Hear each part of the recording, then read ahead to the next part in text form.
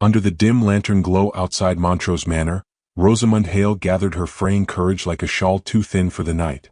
The gala had spilled onto the steps in a glitter of jewels and murmurs, every guest gilded with confidence that fate had denied her. She had come only because her aunt insisted, one must be seen even in misfortune. Yet the moment Rosamund stepped into the wash of carriage lights, the whispers started. A pair of young ladies tittered behind their gloved hands, remarking on the bankrupt girl who dared return to society. The words struck like sleet, cold and unrelenting, chasing her deeper into the rain-swept night. A sudden downpour forced Rosamund to move quickly, though her steps were hindered by the weight of humiliation gathering in her chest. She clutched her modest cloak against the storm, searching desperately for her hired carriage. Lanterns blurred in the rain. Servants ran back and forth, attempting to maintain order among horses growing restless from the thunder rolling over London. In the chaos, Rosamund approached what she believed was her carriage, a polished black conveyance with brass lanterns and a footman holding the door open. She offered only a timid nod before climbing inside, grateful for the refuge. The warm interior air was fragrant with lavender sachets and hints of expensive upholstery. Rosamund froze as she realized she was not alone. Across from her sat a woman cloaked in widow's black, her silver hair arranged with elegant precision beneath a dark veil. Her posture was impeccable, her gloved hands resting lightly atop an ivory-handled cane. Rosamund felt instantly like a trespasser in a sacred chamber. Before she could speak, the woman lifted her chin, examining Rosamund with a gaze that saw far too much. "My dear," she said coolly, "you are not the passenger I expected." Rosamund's breath fled. She stammered an apology, reaching for the handle to leave, but thunder cracked hard above them, startling the horses. The carriage lurched forward.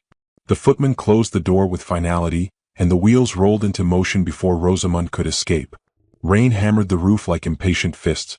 Inside the gentle rocking of the carriage, Rosamund pressed her hands together to keep them from trembling. The woman regarded her not with irritation, but with a sharp curiosity that unsettled more than anger would have. "Name," the woman instructed, not unkindly, yet allowing no room for refusal. "Rosamund Hale," she whispered. Recognition flickered in the woman's eyes, quickly followed by a thoughtful silence. "Hale? Yes, the family that suffered those unfortunate financial calamities. A fall from grace is rarely survived with dignity, but you seem to have managed." Rosamund wished the darkness would swallow her whole. She nodded, unsure whether agreement or denial would worsen her position. The woman's gaze softened, though her expression remained austere. "I am Lady Agatha Wessex," she said. The name struck with the weight of an iron gate closing. The Wessex family was among the oldest and most influential in the kingdom, and Rosamund had stumbled directly into their private domain. Outside, silhouettes of grand houses passed through the rain-streaked window as London dimmed into quieter streets. Rosamund attempted again to apologize, but Lady Agatha lifted a hand. "Do not trouble yourself with explanations. I am more interested in what brought you to step into any carriage in such haste. Were you fleeing something? Someone?" Rosamund hesitated. "Only unkindness, my lady." Lady Agatha let the words settle between them like falling ash. "The world is fond of cruelty toward those who cannot defend themselves," she replied. "It is a sport and I have watched it far too long." The carriage slowed as they entered a gated courtyard lined with gas lamps glowing like watchful eyes. The carriage stopped before an imposing townhouse of white stone and wrought iron balconies. Servants appeared instantly, umbrellas unfurling in the rain. Rosamund's panic returned. "My lady, please, I beg your pardon, I truly do not belong here." Lady Agatha stepped down first, her figure regal even in the storm. She turned back to Rosamund with an expression both calculated and unexpectedly tender. "My son," she said, "is in need of a wife. The lineage demands it, the estate requires it, and I have long feared he would choose no one at all." Rosamund felt her heart lurch. The words were so sudden she almost believed she misheard them. Lady Agatha continued, her voice steady as the storm raged. "You entered my carriage by mistake. Or perhaps you did not. Fate is a mischievous architect." Rosamund shook her head, rain mingling with the tears that threatened to fall. "My lady, I cannot. Your son is a duke and I—" Lady Agatha touched her cane lightly to the stones. "You are a woman whom society has treated unfairly. That, Miss Hale, is precisely the sort of character I wish beside my son." Servants glanced at them with subtle interest, aware that something significant stirred beneath the thunder. The front doors of the townhouse opened, casting warm golden light across the courtyard. Rosamund stood on the threshold of a world she had no claim to, its grandeur overwhelming, its possibilities terrifying. Lady Agatha observed her with a quiet satisfaction, as though a puzzle piece had clicked neatly into place. "Come inside," she commanded gently. "There are matters to consider, and you cannot return to Montrose Manor alone in this storm. It would only give the gossips another tale to twist." Rosamund knew she was right. If she refused, the humiliation would become legend. If she entered, she stepped into uncertainty far greater. Rosamund took a single step forward, her shoes slick with rain, her pulse a trembling drum in her ears. Behind her, the carriage door remained open like a mouth waiting to swallow someone else's fate. Lady Agatha watched her with a sharp, discerning eye, and for a fleeting moment Rosamund sensed the older woman was not merely plotting, but hoping for something long denied. The storm bellowed overhead as Rosamund crossed the final distance toward the waiting threshold.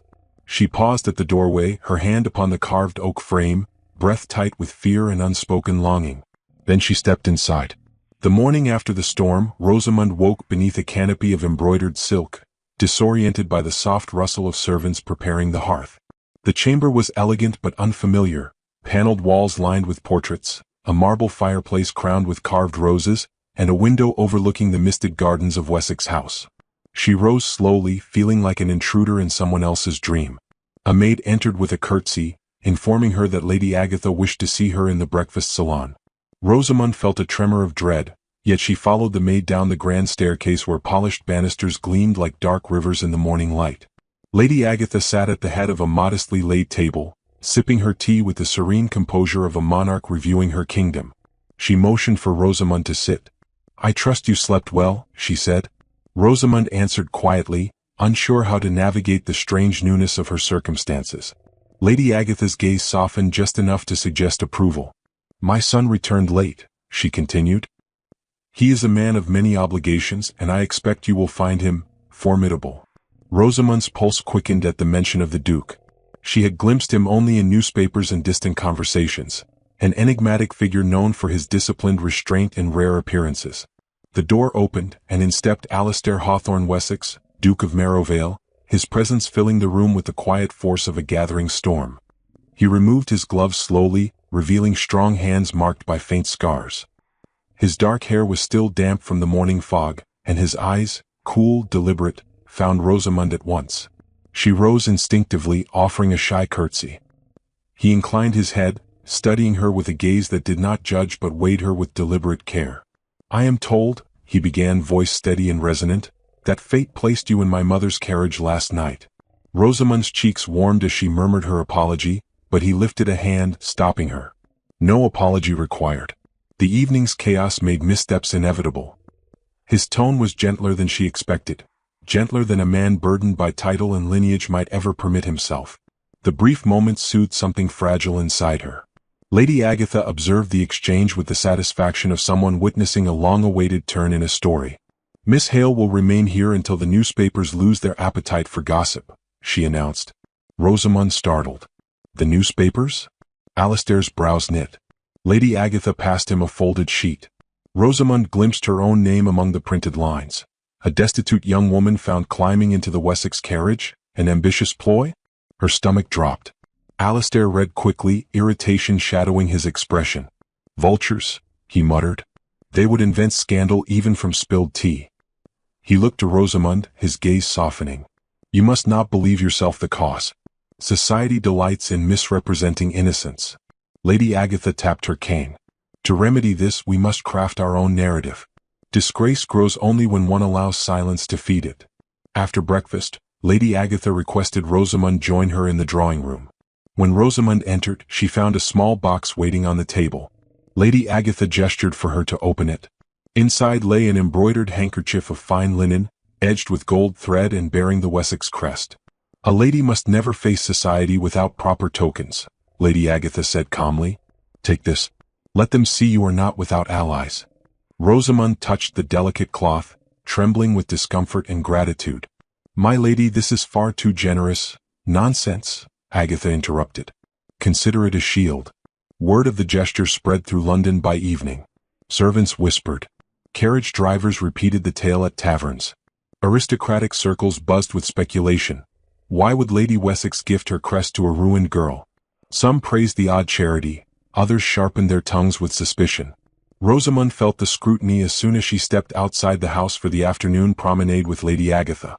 Heads turned. Fans fluttered. Conversations paused mid-sentence. Rosamund tried to walk with dignity, though the weight of their attention stung as sharply as rain. That evening, the Wessex family attended a modest musical reception, meant to be a quiet return to society following the previous night's storm. Rosamund wore a pale lilac gown borrowed from Lady Agatha's niece, simple but graceful against the candlelit hall. She told herself she would keep to the shadows, speak only when spoken to, and return the handkerchief the moment propriety allowed. But fate seemed determined to test her resolve. During the intermission, Rosamund approached a corner where Lady Agatha sat conversing with acquaintances. She intended to slip the embroidered token back into the older woman's hand. Before she reached her, however, a sharp voice cut through the room. "Miss Hale," it called, dripping with false sweetness. Lady Henrietta Morland, known for her haughty beauty and sharper cruelty, stepped forward. "How fortunate you are to receive the Wessex crest. Tell us, did you earn it through charm or accident?" A hush fell. Rosamund tried to respond with grace. "Her ladyship was simply kind. I deserve no such honor." Henrietta smiled like a blade. "We heard you stumbled into their carriage." An unusual introduction. Rosamund's breath faltered. Murmurs rose. Then Alastair appeared beside her, his presence forming a protective barrier that silenced every whisper. "Miss Hale's presence requires no justification," he announced.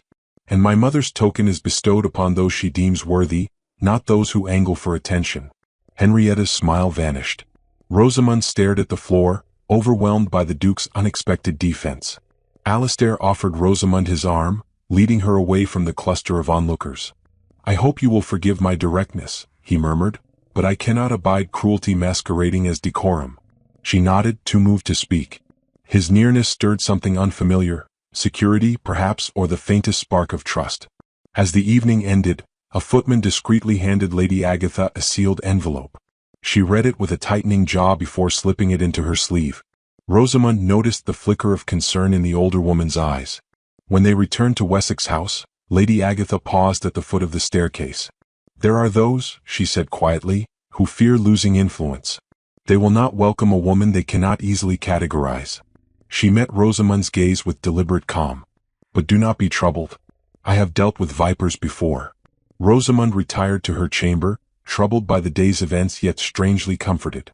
She pressed the embroidered handkerchief to her chest, uncertain whether it was a warning, a blessing, or the first thread of a destiny she dared not claim. Far below, in the quiet of his study, Alastair stood beside the window, watching the rain return in soft, steady lines. His thoughts drifted to the young woman who had unwittingly stepped into his life. There was something about her, a humility that did not mask strength, a gentleness that did not surrender. Meanwhile, in her chamber, Lady Agatha unfolded the letter she had hidden earlier. Its anonymous words cast a dark shadow. "The girl you have taken in is unsuitable. Her presence will tarnish the Wessex name. Remove her before ruin follows." Agatha read the lines twice, then held the paper to the candle flame. The wax curled and blackened as the letter burned. "Let them try," she whispered. And the flame devoured the last of the warning. A storm rolled in without warning, swallowing the late afternoon sky above Wessex House in a curtain of charcoal clouds. Rosamund stood at the tall window of the guest chamber, watching the first raindrops strike the glass like urgent fingers. She had been preparing to leave, her small trunk packed, her hat pinned neatly beside it. Yet the arrival of the tempest ended any hope of departure. Thunder cracked, shaking the very frame of the house. A footman soon knocked to announce that all carriages had been withdrawn from the courtyard for safety. Rosamund thanked him, though her heart sank. Another night beneath the Wessex roof meant deeper entanglement in matters she scarcely understood. When she descended into the corridor, she found Lady Agatha waiting with her cane, her expression unreadable beneath the flicker of wall sconce light. "The storm insists upon your stay," she said dryly. "I trust you will not take it as a personal conspiracy." Rosamund managed a faint smile. "Indeed not, my lady." Agatha nodded toward the far end of the corridor. "My son is in the library. The poor man must finish a report before dawn, and the weather has trapped him with his thoughts. Perhaps your company may spare him from their tyranny." The suggestion startled Rosamund, but Lady Agatha had already turned away. The library door was half open, warm lamplight spilling into the hallway. Rosamund paused before entering, smoothing her skirts and steadying her breath. Inside, the scent of leather-bound volumes mingled with the earthy aroma of rain. Duke Alastair stood near the tall windows, hands clasped behind his back, his figure outlined by flashes of lightning. He turned as she approached, offering a nod of acknowledgement that carried both invitation and restraint. "Miss Hale," he said quietly, "it appears nature conspires to keep you here another night." "Only until the storm clears," she replied, though even to her own ears the certainty wavered. He gestured toward the hearth where a gentle fire burned, shadows dancing across the ornate carpet. "Please sit. You must be chilled." Rosamund complied, though she felt anything but cold. The Duke retook his place opposite her, his posture composed yet unguarded in a way she had not seen before. The crackling flames cast soft gold along the sharp lines of his face, revealing a weariness that did not come from physical exertion but from burdens far older. He broke the silence first. "My mother can be rather determined in her endeavors." Rosamund folded her hands in her lap. "She has been generous, though I fear she expects far more from me than I am capable of offering." Alastair studied her, his gaze not intense but deeply attentive.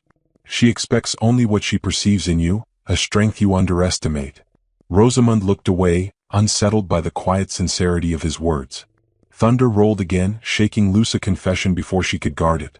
"My family's ruin was not merely unfortunate," she said softly. "It was devastating. The debts, the stares, the pity, it all made returning to society almost unbearable." Her voice trembled, and she despised the weakness in it, yet the Duke did not look at her with contempt. He nodded slowly as though piecing together a truth he had suspected. "Suffering shifts the shape of one's world," he replied. "It makes familiar halls feel hostile, familiar faces unrecognizable." Rosamund lifted her gaze to his. "And you, Your Grace? Have you known such shifts?" Alastair turned slightly, eyes drifting toward a portrait of his late father mounted above the mantel. "I have known betrayal," he said, "and the weight of choosing one's path while others demand it be pre-written." Rosamund sensed the depth beneath the words, the shadow of an old wound still tender. She ventured gently, "Was it someone you loved?" He hesitated only a moment. "A woman who valued title more than truth. When she learned my affections did not guarantee the privileges she sought, she gladly surrendered both." Rosamund's heart tightened with an ache she could not explain. Not jealousy, something nearer to sorrow. "I am sorry," she murmured. "The loss of trust can hollow a person." Alastair inclined his head, the faintest hint of gratitude in his eyes. "It did. For a time. Until I learned to place my loyalty only where it is earned." She felt the weight of his gaze settle fully upon her again. "And in you, Miss Hale, I find sincerity without pretense. It is rare." The firelight flickered between them like a fragile bridge.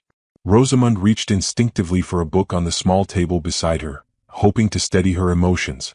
It was a well-worn volume of poetry. Alastair noticed her interest and reached for it at the same moment. Their fingers brushed, just lightly, yet enough to draw breath from her lungs. The brief contact felt like the spark of a lantern in a darkened room, small yet impossibly bright.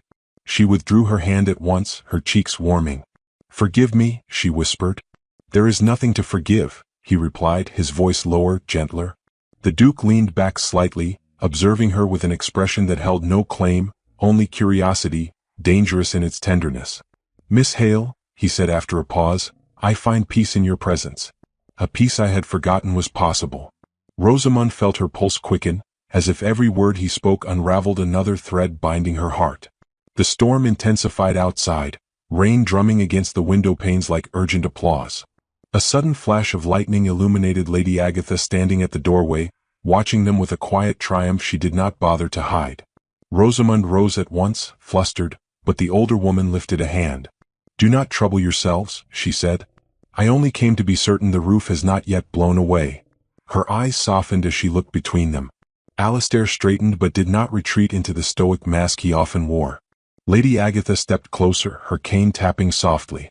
"It warms me to see my son speak so freely," she murmured. Rosamund blushed, unsure how to respond. Alastair cleared his throat, though a rare warmth lingered in his expression. Lady Agatha turned to Rosamund with unexpected gentleness. "My dear, you have weathered hardship with grace. Never let this world persuade you that gentleness is weakness." Her words settled over Rosamund like a cloak lined with quiet strength. As another rumble of thunder passed overhead, Lady Agatha looked to her son with an approving nod, then withdrew, the door closing softly behind her. Rosamund stood in the glow of the fire, her heart fragile yet strangely steady. Alistair approached the window, watching the rain soften into a steady hush. "This storm," he said, "keeps you here longer than intended." Rosamund stepped closer, though she still kept a modest distance. "Perhaps," she whispered, "some storms arrive not to hinder us, but to guide us." Alistair turned toward her, and for a suspended moment neither moved. Outside, the rain began to ease, but inside the library, something far more delicate had begun. An understanding neither had sought, yet both felt shifting the course of their lives. The storm would pass, but its mark had already been made. At dawn, the storm's remnants clung to the sky like bruised silk, and a tense hush settled over Wessex House. Rosamund descended the staircase with a mind burdened by half-formed emotions and a heart struggling to keep itself guarded. Yet before she reached the last step, she sensed a shift in the air. Servants whispering too quietly, Lady Agatha pacing near the vestibule, and the Duke standing still as a statue with a folded newspaper crushed in his hand. The moment he saw Rosamund, he straightened, the strain in his expression unmistakable. "Miss Hale," he said quietly, "we must speak." He handed her the newspaper with a reluctance that made her stomach clench. Rosamund unfolded it, and her breath fractured. The headline screamed scandal. A social climber at Wessex House? Intimate nights and impoverished schemes unveiled. Below it, the article detailed falsehood after vicious falsehood, painting her as a cunning opportunist who bewitched the Duke to restore her fallen family. Her cheeks flushed with humiliation, her eyes stinging. "I assure you," she whispered, barely audible, "I had no part in this. I never—" "Of course you did not," Alistair interrupted, voice edged with controlled fury. "This is the work of someone desperate to wound." Lady Agatha approached, cane tapping sharply. "We must act swiftly. The wolves of society feed on hesitation." Her eyes were flames of restrained rage, though Rosamund sensed she was not angry at her but for her. Still, Rosamund felt as though the world had collapsed beneath her feet. "I will leave immediately," she said. "My presence has brought shame upon your household. If I go now, perhaps the scandal will fade." "No," Alistair said at once. "You will not bear disgrace that is not yours." Rosamund shook her head, grief tightening her voice. "Your Grace, the article accuses me of staying here overnight, twice. They will not rest until they see me ruined. If I remain, the damage will widen." He stepped toward her, anger darkening his eyes. "Then let them choke on their lies." But Rosamund lowered her gaze, the pain in her expression striking him deeper than any insult could. Before he could speak again, Lady Agatha revealed a letter she had kept hidden. "This arrived moments ago." She handed it to Alistair, who read silently, his jaw clenching with each line. Rosamund saw the change in his posture, the rigid fury, the violent stillness. He read aloud only one sentence: "Remove the girl before you doom your lineage." Rosamund trembled. Alistair crushed the letter in his fist. "I know who authored this," he said darkly. "Lady Morland's envy was not content to bruise your dignity, she intends to shatter it." His voice rose with a rare, sharp passion. "I will confront her at once." Rosamund's hand fluttered to his sleeve, stopping him. "Please do not go. That is exactly what she wants, to provoke a scene and claim justification." The touch silenced him. The look they shared held a quiet ache, full of all the words neither had spoken. Lady Agatha watched with a knowing sigh, then addressed Rosamund. "My dear, you must understand. Society respects strength, not silence. Running will only validate their malice." "But staying would make me a spectacle," Rosamund whispered. Alistair stepped closer, his voice lower now, gentler but unyielding. "Miss Hale?" "Rosamund, do you imagine I could stand by while you are torn apart for a crime you did not commit?" Her breath caught at the sound of her name on his lips. Duty warred with longing within him, yet he did not retreat. Rosamund mustered courage from the fraying edges of her shame. "Your Grace, your reputation should not suffer for mine." "And why?" he replied. "Should your honor be any less protected than mine?" Before she could answer, a footman entered with frantic urgency. "Your Grace, Miss Hale's carriage is at the gate." Rosamund stiffened. She had not summoned it. The footman added, "The driver claims he was paid handsomely to ensure Miss Hale departs at once. He assumed you expected it." Lady Agatha exhaled a sharp, disbelieving breath. "Bold indeed. She intends to exile the girl before we can challenge her lies." Rosamund felt a sinking resignation. Then perhaps I should go, she murmured, if only to preserve what remains of peace within these walls. But Alistair stepped before her, blocking her path. No. I will not permit you to be driven away like some discarded inconvenience. His voice trembled, not with fear but fierce conviction. If you leave, let it be by your own choice. Not by threats. Not by fabricated shame. Rosamund's heart pounded, torn between gratitude and despair. You ask me to stay, yet you do not understand how deep society's cruelty can cut. Alistair lifted her chin with the barest touch of a finger, gaze unwavering. Then teach me, he whispered. Let me share the wound rather than watch you bear it alone. Before Rosamund could form a reply, distant bells chimed noon, echoing through the marble halls like an omen. The scandal was likely spreading already from drawing room to drawing room. Time was slipping away. Lady Agatha, unusually quiet, finally stepped forward. There is one way, she said softly, to silence every rumor at once. Alistair turned to her. Mother. You know what I mean, she pressed. Wessex honor is restored only through decisive action. Her eyes flicked toward Rosamund. And this young woman has proven herself more deserving than any of your so-called suitors. The unspoken meaning hit Rosamund like a blow. My lady, she whispered, breath shallow, surely you do not suggest. I suggest, Lady Agatha interrupted, that you consider your own worth. Not through wealth nor status but character. Rosamund stepped back, overwhelmed. This cannot be happening. But Alistair approached her again, each step measured, each breath shaped by a choice that could alter the rest of his life. Rosamund, he said softly, you believe yourself unworthy of my name. Yet I have never known a woman whose courage equaled yours. His voice deepened, roughened with truth he could no longer restrain. I do not want to defend you merely out of duty. I want to stand beside you because my heart refuses any other path. Her eyes shimmered in disbelief. Your Grace. Do not call me that, he whispered. Not now. Thunder no longer shook the earth. Instead, silence stretched between them with astonishing power. He took her hands cautiously as though afraid she might vanish. If choosing you invites ruin, he continued, then let the world believe me ruined. I have lived a life of expectation, of walls and titles. But with you, I feel free. Rosamund's breath broke. Tears welled, but she did not hide them. I am terrified, she admitted, voice trembling. I fear I will not survive the judgment that comes with your name. Then we face it together, Alistair said. And if society turns against us, let them. I no longer seek their approval. His words ignited a spark in her chest, fear and hope entwined. She felt the trembling truth unfolding inside her. I love you, she said at last, her voice fragile but fearless. But I do not wish to harm your legacy. You are my legacy, he replied. If you will have me. The doors to the vestibule burst open then, revealing the carriage waiting like an executioner. Rain began to fall outside, soft but relentless. Alistair tightened his hold on Rosamund's hands. Choose me, he whispered. Rosamund closed her eyes, exhaling a breath laden with every hardship she had endured. When she opened them again, her decision had settled like a sunrise behind the storm. Yes, she whispered. Lady Agatha exhaled a sound that was almost a prayer. And just as the rain began to gather strength, the carriage outside was dismissed into the mist, empty. The rain thickened into a silver curtain as noon faded toward a muted, storm-washed afternoon.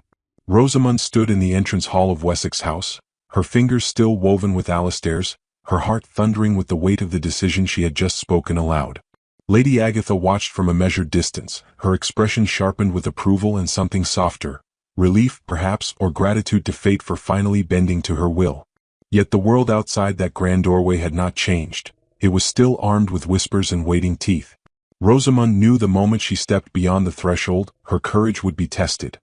Alistair gently released her hands, only to settle one respectfully at the small of her back. There will be consequences, he said, voice low but unwavering. And they will reach us before nightfall. Rosamund inhaled a trembling breath. Then we must meet them before they shape themselves into greater monsters. He nodded. She was right. Retreat now would only invite further lies. Lady Agatha approached, cane tapping the marble like the quiet toll of a warning bell. The Moreland girl will not surrender her slander easily, she said. Her pride will roar when she learns her plot has failed. Rosamund swallowed, but the fire that had been lit inside her refused to dim. Let her roar, she answered, surprising even herself. I am done being a shadow to someone else's cruelty. Alistair's eyes warmed at her courage. Then we confront her, he said. Publicly. Where her mask cannot shield her. Lady Agatha gave a decisive nod. The Aberford luncheon begins within the hour. The entire London circle will be present, including Henrietta Morland. There, your voices will carry farther than any printed lie. The decision fell into place like the final piece of a locked mechanism. Rosamund felt a tremor of fear, but beneath it lay a steady glow of resolve. She accepted the cloak Lady Agatha offered, fastening it around her shoulders. Then she turned to Alistair. If we do this, she whispered, we cannot falter. He brushed a thumb along the back of her hand, light, steady, grounding. I do not intend to.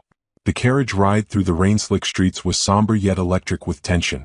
Rosamund watched the blurred city pass by, her breath fogging the window as she envisioned the confrontation ahead. Alistair sat beside her, composed but simmering with controlled fury. I should have shielded you sooner, he said suddenly. None of this, she cut him off gently. You owe me no apology. I walked into the storm the moment I stepped into your carriage. Now I choose to walk through it. He closed his eyes briefly, humbled by her strength. Lady Agatha observed them both with a keen, assessing gaze, as if memorizing the quiet alliance growing between them. When the carriage rolled into the Aberford estate, servants rushed forward with umbrellas. The garden terrace was bright with lanterns, polished silver, and the hum of brittle laughter. Yet as Rosamund stepped out, conversation stilled. Fans hesitated mid-flutter. A few heads turned sharply toward a cluster of figures near the fountain, Lady Morland among them, whispering with practiced disdain.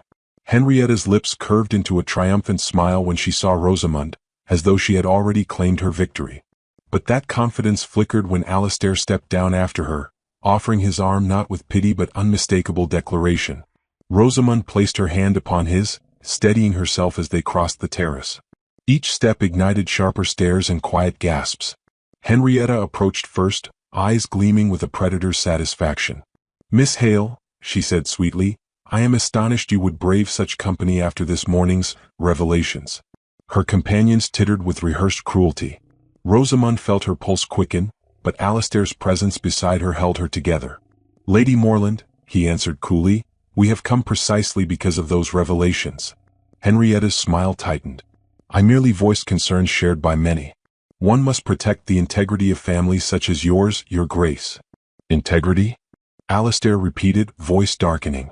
You speak of integrity while orchestrating lies and manipulating the press to destroy a woman whose only offense was stepping into the wrong carriage during a storm?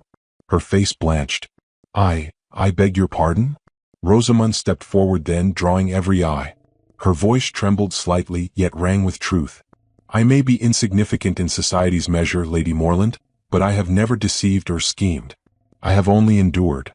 Her eyes met Henrietta's with unexpected strength. Can you say the same? Whispers rippled across the terrace like a sudden chill. Alistair's voice rose, clear and resonant. Let it be known, Rosamund Hale has my respect, my trust, and my allegiance. Any who dare slander her will answer to me. He paused, letting the weight of his words settle. And to the truth. Henrietta faltered visibly, glancing around for support that no longer stood behind her. Her companions withdrew like shadows at dawn. Without further excuse, she turned sharply and fled into the house, her defeat echoing in the sudden hush of the gathering. Rosamund exhaled shakily, her knees weakening. Alistair caught her gently. It is over, he murmured. The venom has lost its sting. But Lady Agatha stepped beside them, voice firm. Not entirely. We must seal this moment so it cannot be undone. And before Rosamund could question her meaning, Alistair knelt. Gasps exploded through the terrace. Rain glimmered like falling jewels in his hair as he looked up at her, eyes unmasked and full of fierce conviction. Rosamund Hale, he said, voice raw with emotion. If you will give me leave, I ask not as a duke nor as a man cornered by scandal, but as one whose heart has chosen yours, will you become my wife? Time stopped. The rain softened to a gentle hush. Every gaze held its breath. Tears welled in Rosamund's eyes. Not from fear but release. Yes, she whispered. Yes, I will. Alistair rose and drew her into an embrace that broke the last barrier between them. The terrace erupted in murmurs of astonishment, reverence, and reluctant admiration. Lady Agatha lifted her chin, victorious in quiet dignity. Within a fortnight, the wedding took place, not in a cathedral dripping with spectacle, but in a small ancient chapel on the Wessex estate. Candles flickered along the stone walls, and soft organ notes drifted like whispers of blessing. Rosamund walked the narrow aisle with steadiness born of hard-won courage. Alistair awaited her at the altar, eyes softening as she approached, as though she were the first sunrise he had ever witnessed. Their vows were simple, sincere. When the ceremony concluded, Lady Agatha touched Rosamund's cheek gently. "You have restored more than my son's heart," she murmured. "You have restored hope." Months passed. Rosamund settled into her role with humility and quiet grace. She introduced charitable programs, visited tenant families personally, and breathed life into rooms long dulled by silence. Alistair stood at her side always, not as her guardian but her partner. Their love grew not from grand gestures alone, but from evenings spent in shared laughter, from long walks through dew-lit gardens, from whispered confessions by firelight. Yet even as tranquility settled around them, Rosamund never forgot the moment that had changed everything. The storm, the scandal, the courage required to stand when all wished to see her fall.